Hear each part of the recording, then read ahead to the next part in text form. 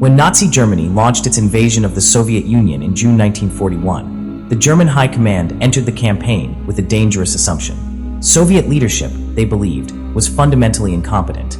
Stalin's purges of the late 1930s had eliminated much of the Red Army's experienced officer corps, leaving behind commanders whom German planners dismissed as politically loyal but militarily incapable. Early victories appeared to confirm this belief. Entire Soviet armies were encircled and destroyed, vast territories were seized, and millions of prisoners were taken. Yet as the war unfolded, one Soviet commander emerged who shattered German expectations and forced them to reconsider their assessment of Soviet military leadership. His name was Georgy Konstantinovich Zhukov. Zhukov was not merely another general promoted by political loyalty. He was a professional soldier shaped by brutal experience, intellectual discipline, and a willingness to challenge outdated doctrine. Unlike many of his contemporaries, Zhukov understood that modern warfare demanded speed, coordination, and decisive concentration of force. He believed armor and mechanized units should not be tied down in slow infantry support roles, but instead used as independent striking formations capable of rapid maneuver and deep penetration. This belief would place him years ahead of conventional Soviet thinking and bring him into direct conflict with some of the most powerful armies of the era. Before becoming the defender of Moscow or the architect of later Soviet victories, Zhukov first proved his brilliance far from Europe, on the remote and largely ignored borders of Mongolia.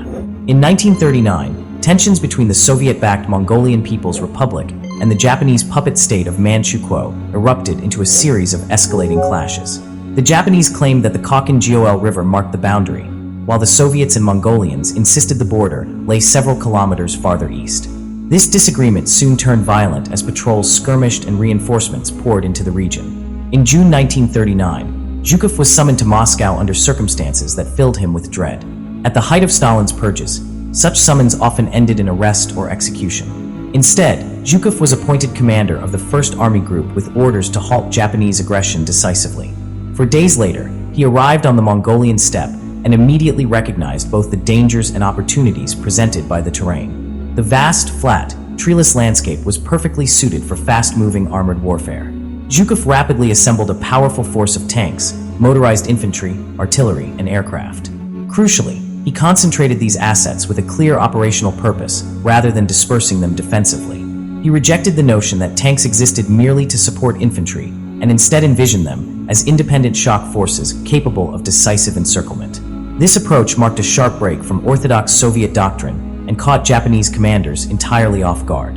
Throughout July, a series of engagements gradually hardened into a stalemate. Japanese forces believed they had contained the Soviets, unaware that Zhukov was patiently preparing something far more ambitious. He was not interested in local success or symbolic victories. His objective was total destruction of the enemy force, achieved through speed, deception, and overwhelming firepower. The stage was set for one of the most decisive and innovative operations of the pre-war period. By August 1939, the fighting along the Khalkhin Gol had reached a tense equilibrium. Japanese commanders believed the Soviets lacked the logistical capacity to mount a major offensive so far from their supply bases. Zhukov understood that this assumption was his greatest advantage. Under cover of darkness, Soviet units were quietly moved into attack positions. To mask the sound of tank engines, supply trucks with modified exhaust systems were deliberately driven through the area at night, confusing Japanese patrols and disguising the scale of Soviet preparations.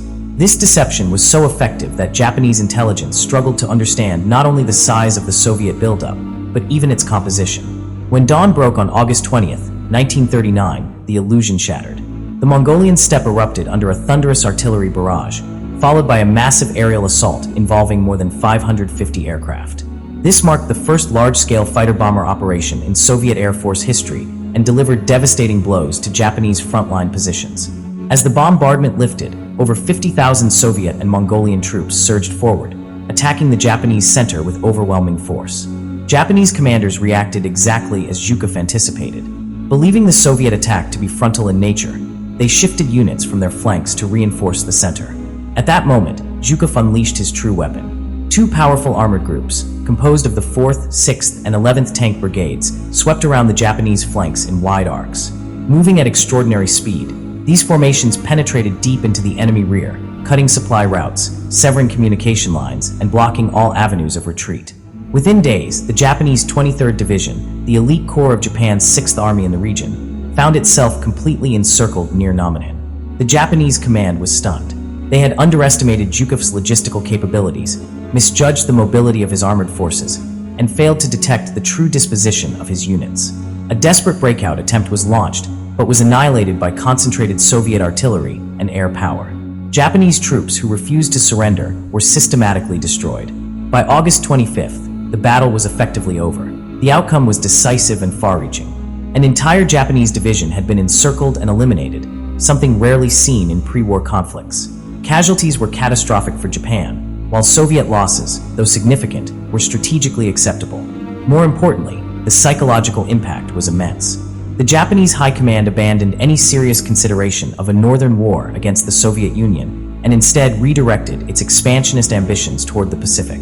This decision would ultimately lead Japan into conflict with the United States. For Zhukov, Khalkhin Gol was more than a victory.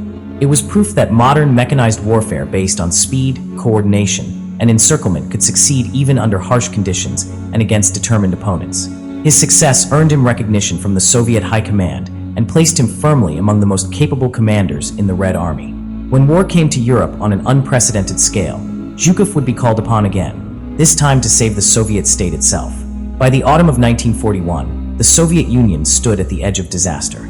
Operation Barbarossa had torn through Soviet defenses with astonishing speed.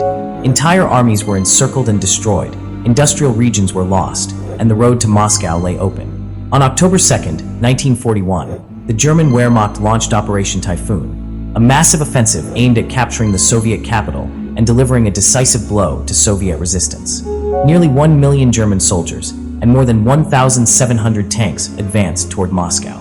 Soviet defenses at Bryansk and Vyazma collapsed, resulting in one of the largest encirclements of the war. Over 500,000 Soviet troops were captured or killed.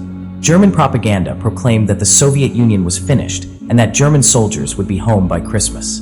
On October 10th, Zhukov was urgently recalled from the defense of Leningrad and placed in command of the Moscow sector. His orders were simple and absolute: hold the capital at all costs. The situation he inherited was dire. Moscow was dangerously exposed, Soviet units were shattered, and panic threatened to overwhelm the civilian population. Zhukov acted with ruthless urgency. Factories across Moscow were converted overnight to wartime production. Clock factories began manufacturing detonators, food processing plants shifted to producing canned rations, and automotive workshops were transformed into tank repair facilities. Every available resource was mobilized. Civilians, including women and teenagers, were pressed into labor to construct defensive works. Nearly 3 million cubic meters of earth were moved by hand to dig anti-tank ditches and fortifications around the city. At the same time, Zhukov improvised new divisions from remnants of shattered units, militia formations, and reserve troops. Though poorly equipped, these forces were organized into layered defensive belts designed to slow, bleed, and exhaust the advancing Germans. Throughout October, Soviet forces continued to lose ground, but the cost to the Germans steadily increased. By the end of the month, mounting casualties and supply difficulties forced the Wehrmacht to pause its offensive. This brief respite proved critical. Intelligence reports confirmed that Japan would not attack the Soviet Union in the east, allowing Zhukov to redeploy elite Siberian and Far Eastern divisions to Moscow. These troops were well-trained, battle-hardened, and accustomed to extreme cold, conditions that would soon cripple German forces. Zhukov placed these reinforcements at decisive sectors along the front, preparing for the inevitable German final push. The fate of the Soviet Union now rested on whether his defenses could hold. On November 15, 1941, the German Wehrmacht launched its final attempt to capture Moscow. The plan was a classic pincer operation designed to encircle the city from the north and south. German commanders believed that one last concentrated effort would break Soviet resistance before winter set in fully. The northern German armored formations made initial gains, pushing toward Klin, while the southern pincer advanced with equal determination. Yet this time, the Soviets did not collapse. Newly arrived Siberian divisions, carefully positioned by Zhukov, met the German advance with disciplined resistance and relentless counterattacks. German soldiers pressed forward despite horrific conditions. Many lacked proper winter clothing, and frostbite became rampant. Reports recorded over 100,000 cases of cold-related injuries. Temperatures plunged as low as -45 degrees Celsius. Engines froze, weapons malfunctioned, and exhausted troops struggled simply to survive. Still, German units continued their assaults, desperate to reach Moscow and find shelter before total collapse. Zhukov's defensive system proved decisive. His layered defenses absorbed the German blows, reduced Soviet losses, and inflicted devastating casualties on the attackers. When the southern pincer approached dangerously close to the capital, Zhukov prepared his counterstroke. Newly equipped Soviet formations, armed with semi-automatic SVT-40 rifles and supported by KV-1 heavy tanks and T-34 medium tanks, launched coordinated counterattacks. For the first time in the war, German armored spearheads, including those under Heinz Guderian, were forced into large-scale retreat. Entire formations were pushed back over 40 kilometers. The German offensive ground to a halt. The myth of German invincibility was broken, not by chance or weather alone, but by deliberate planning, discipline, and leadership. Zhukov had correctly anticipated German intentions and structured his defenses accordingly. On December 5, 1941, Zhukov launched the first major Soviet counteroffensive of the war. Over 1 million Soviet troops and more than 1,700 tanks surged forward along a front stretching nearly 1,000 kilometers. Siberian ski troops swept around German flanks, exploiting weak points and attacking supply lines. By early January 1942, German forces had been pushed back up to 250 kilometers from Moscow. The capital was saved. The German dream of ending the war in a single campaign was shattered, and the strategic initiative began to shift. Zhukov's victory at Moscow was more than a defensive success. It demonstrated that the Red Army could not only withstand the Wehrmacht, but defeat it through superior planning and adaptability. His mastery of logistics, defensive depth, and enemy psychology set him apart from other commanders of the war. Though the conflict was far from over, Zhukov had already secured his place in history. From the steppes of Mongolia to the frozen approaches of Moscow, he proved himself a commander capable of shaping the course of global events. In the years that followed, he would continue to play a central role in the destruction of Nazi Germany, solidifying his reputation as one of the greatest military leaders of the Second World War.